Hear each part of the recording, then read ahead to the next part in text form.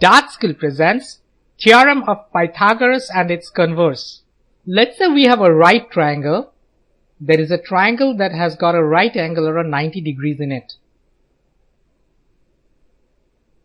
So this is obviously the right angle. The side that's directly opposite the right angle in any right triangle is called the hypotenuse. So this side is called the hypotenuse. And it's essentially the longest of the three sides in the triangle. Let's say that the length of this side in this triangle is A, the length of this side is B, and the length of the hypotenuse is C. The theorem of Pythagoras, or the Pythagorean theorem, tells us that in any right triangle, if you take the square of the length of the hypotenuse, that means if we take C square, that is equal to the sum of the squares of the lengths of the other two sides. So it's a sum of two squares. This is A, so we have A square, plus this is B, we have B square. And like I said, this is true for every right triangle, no matter what the size of the triangle is.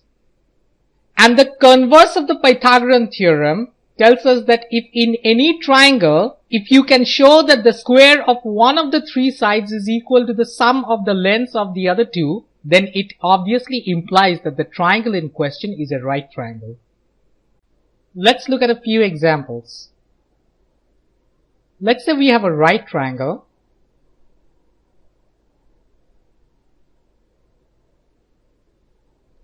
So we have a right angle over here. And let's say that this length is 6 units and this length is 8 units. Can we find the length of the hypotenuse? Recall that the hypotenuse is the side opposite the right angle. Let's call that x. As because this triangle is a right triangle, we can apply the Pythagorean theorem on this triangle. And therefore, we have x square, which is the square of the length of the hypotenuse, is equal to 6 square plus 8 square. Let's simplify. 6 square is 36. 8 square is 64. If you add them up, 36 plus 64 is 100. So we have x square is equal to 100. So what's x? X is equal to the square root of 100, which is 10. So the length of the hypotenuse is 10 units. When I say units, I mean it's exactly the same unit as the length of the other two sides. Let's do another one. Let's say we have a right triangle.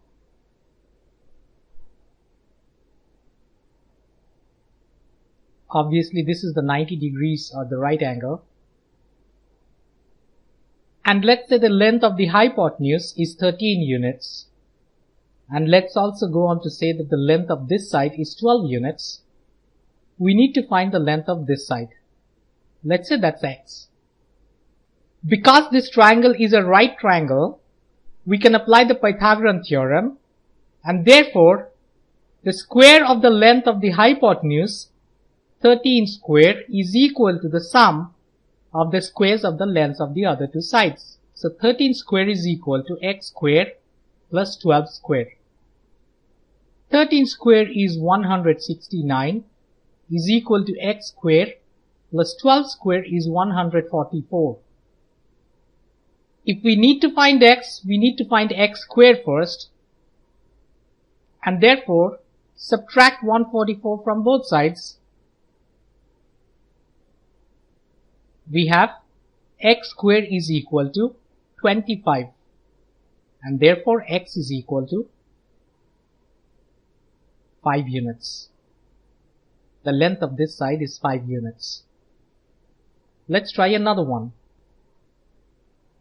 The three sides of a triangle are 6 centimeters, 7 centimeters and 9 centimeters. Is the triangle right angled? Now this problem is an application of the converse of the Pythagorean theorem I was talking about a few minutes ago. If this triangle were to be a right angle triangle, then the longest side, this one, has to be the hypotenuse. And therefore, the Pythagorean theorem has to apply on these three sides. So we should be having 9 square is equal to 6 square plus 7 square. If that is true, then this is a right triangle. If that is not true, this isn't a right triangle. So this is the question. Is this equal to this? 9 square is 81, 9 times 9. 6 square is 36 and 7 square is 49.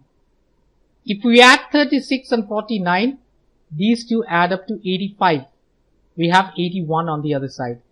Therefore, this is not equal and the triangle is not a right angle triangle.